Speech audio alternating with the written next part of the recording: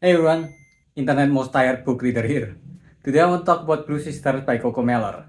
It feels like it's been a while since I read just pure literature because I've been going through fantasy, manga, or non-fiction, so I thought I'll read Coco Mellor's Blue Sister. I've read her debut work Cleopatra and Frankenstein in 2022, and it was one of the best books I read that year. It's about romance, impulsive decision, mistakes, and how to go on in life. Sometimes maybe you have to let go of some people that you really care about. It's a beautifully written story that I still remember most of it after 2 years have passed in our current world where experiences feels like it only lasted for 5 minutes.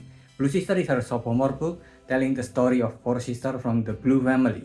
The eldest, Every Blue, had a weary soul since she was a kid, the kind that moved forward even while complaining about it.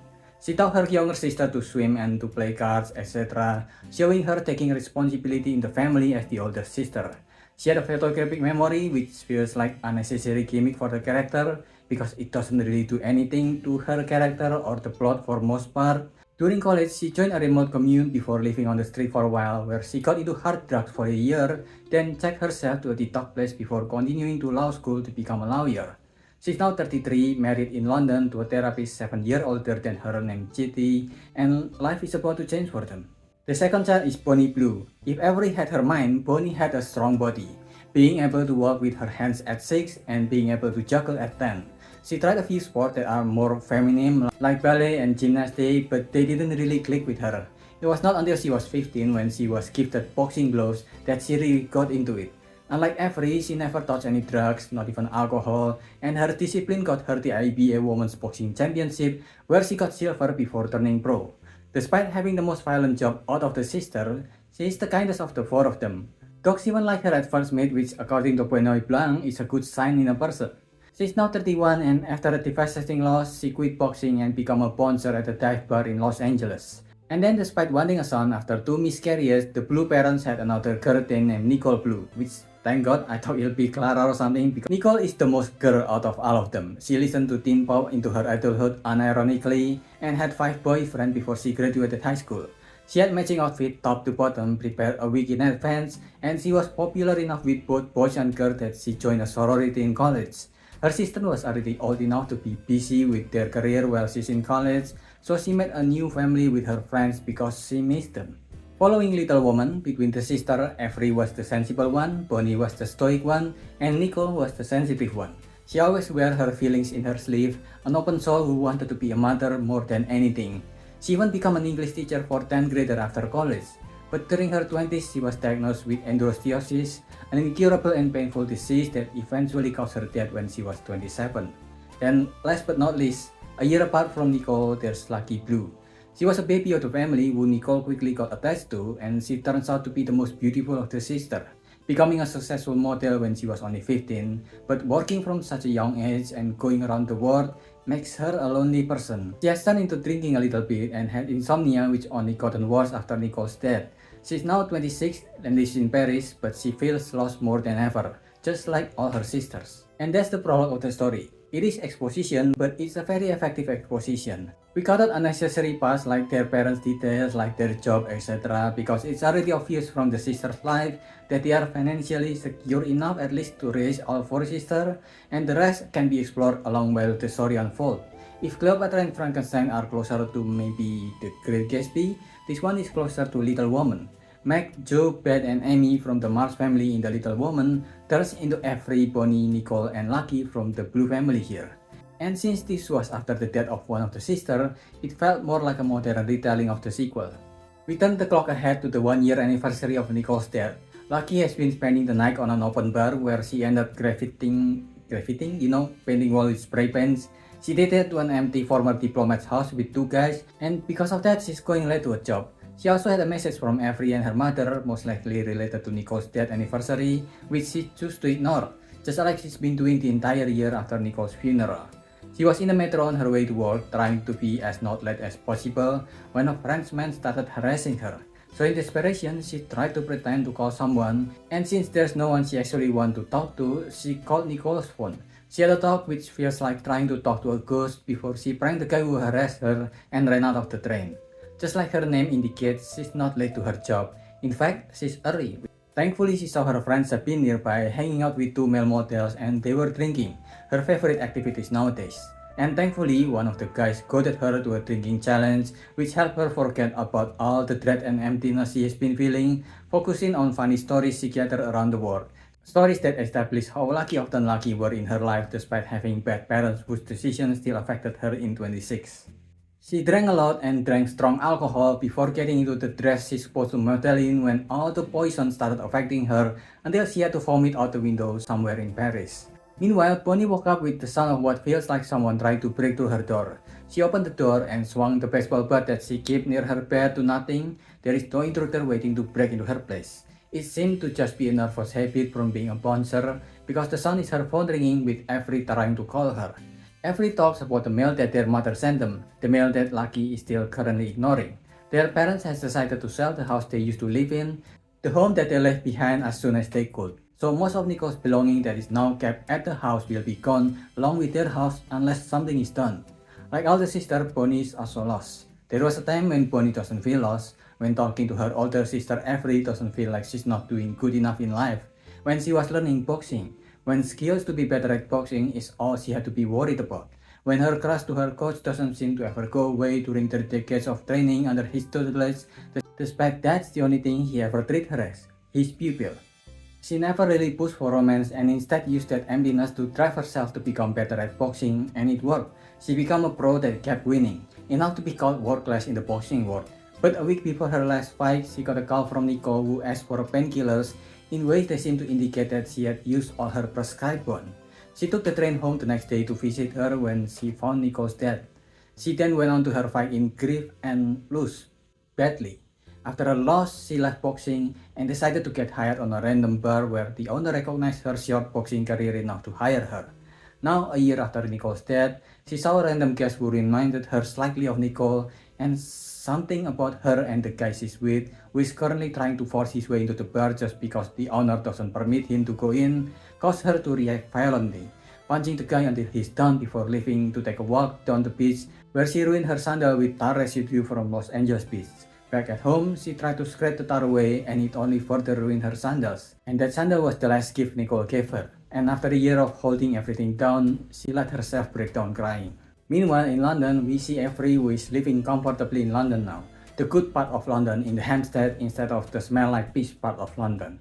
She used to live in a small house with a family back in New York where 6 people had to share the one bedroom. And she only really left the house after every single one of her sisters moved out of the house out of responsibility for being the oldest. She was always sneakily using drugs before she left home, and it was not until after she managed to get away from the house that she started to use injection. After she cleaned up, she then started chasing success as a lawyer, enough to be able to buy a house in the good part of London, while still keeping the payment of their house in New York, just so she can keep Nicole's thing untouched there even though no one visited the house anymore. She replaced her drugs with the busy life of a married lawyer, and one cigarette a day that she started a few months after Nicole's death. She's married to her therapist, City, and despite how they meet, which is Avery as a patient, going to City as a therapist to treat her insomnia. They live quite a happy life as a couple, and Avery even had a new family with City's brother that also lives in London. But City is 40 now and she always wanted a baby, while Avery never made up her mind about having a baby even before Nicole's death.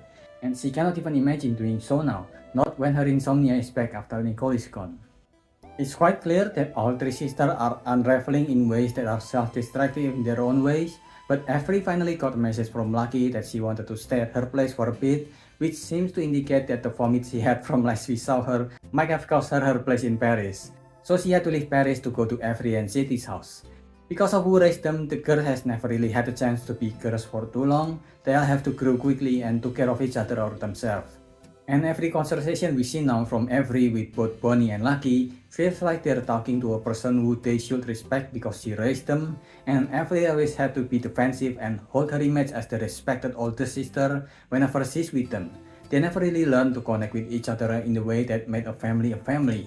The book even said their family had always been good at hellos and goodbye, moments ending even as they began. It was easy to love someone in the beginnings and endings, and it was all the time in between that was so hard. And that saying was even more fitting for the moment because Avery just comes back from an AA meeting and Lucky already had to go to a party so she can get a drink or two or even more. Meetings and partying before they had the chance to catch up. and off Lucky to a stranger's party to drink, to drugs, to feel numb, to feel nothing, to be nothing. She somehow managed to get herself home at the end of the day where Avery had to scrape her off the floor so she can clean her up. Back to Los Angeles, Bonnie, a professional boxer, just rough up a regular guy. The guy is on steroids for sure, but he is still just a regular guy nonetheless. And she hits him to the ground, so she had to pay the consequences and had to lay low for a while, which means no income for about a month, which means she had to get out of her current apartment, which means she had to go back to the old house in New York where the Blue family used to live. She flew back home to New York, getting the familiar feeling of returning to a place you belong and walking the familiar way back home. Entering the house, she is immediately washed with that nostalgic, bittersweet feeling of a home that holds so much memories but no longer had the people in those memories in it. And being back in the house where she found Nikki's dead body made her have to face her pain in ways she's been avoiding for a year. In a way, Bonnie is the one who picked up pieces of herself the first. She decided that she's going back to the gym. Avery might look the most unaffected with Lucky near her being such a mess, but she might actually be the most self-destructive out of all of them. A cigarette a day is the least of her worries. She's been stealing, pickpocketing, even through charity place, a pen, a wallet, some random vintage, before escalating to brand places. She even started cheating, meeting up with a man she met on her AA meeting, and this was after she promised Chitty to have a baby, which is awful in so many ways. Lucky is actively hurting herself, but Avery is actively hurting others. But on the outside, Avery is having a baby, Bonnie is getting back to boxing, leaving Lucky the only one that felt like she's the only sister that is spiraling out of control. She started modeling at 15 and it should be obvious to a lot of people that it is an industry filled with adults who got into the job with no good intention, but she had no protective environment where she can share anything. She had to learn to be independent as soon as she could, and it made her close herself to others. She was the closest of all the sisters to Nicole, but Nicole is dead now while she's alive. It's wrong in many ways, just like loss tends to be, but she's alive, so she should find a way to live because Nicole couldn't. Getting an invitation to Bonnie to fly back home to New York, she decided to leave London and go back to the home they used to live. And at this point, I think it's fairly obvious that all three sisters will eventually reunite in their old house. But while it is obvious, the way it is written, all the things that they had to go through flow so naturally. One thing leads to another and all that. With Bonnie's help, Lucky cleaned herself up from alcohol, from drugs. It took them a while, but now they can do some light physical activity together. Bonnie and Lucky was out to jog, and when they went back home, Avery was in front of the house looking as broken as she never was before. And because of who she is, she ended up hurting Bonnie and Lucky by saying what she thinks will hurt them the most at that point, breaking the sisters further apart. In order for the sisters to find their way back to each other and be a family again, they will have to find ways to fix themselves in some parts before they can fix them as a unit, which I appreciate because it didn't become an I Can Fix Her story family edition. I don't think this is as good as Cleopatra and Frankenstein. The scope of the story is not as ambitious, and it's also not the most original story because there's only so many ways you can take a story about family. Not even Fast and Furious can last that long. There are even some choice words and events that the author used that is a bit eyebrow-raising, but these characters are not written to be role models. They're just sisters dealing with the trauma that is a family. These are very flawed characters.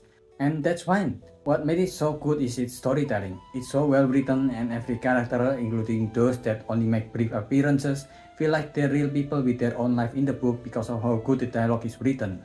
And the focus on the sister is done well, which made it such a joy to read. Nowadays, it's easy to be skeptic about family because there are people who are so publicly turned into douchebags either because they're addicted to the internet or cloud or both that their family completely steer clear of them to avoid getting sucked into their toxicity. But stories like this remind us that there are people who are genuinely aware enough that they can change and who actually took steps to change. And those genuine actions will be rewarded by others who will always offer their hand. People who know what it means to take care of each other because they love each other. And the rest is just confetti. I give this a 4. What do you think? Let me know if I miss anything, so leave your thoughts in the comment below and subscribe to the channel. That's about it. See ya.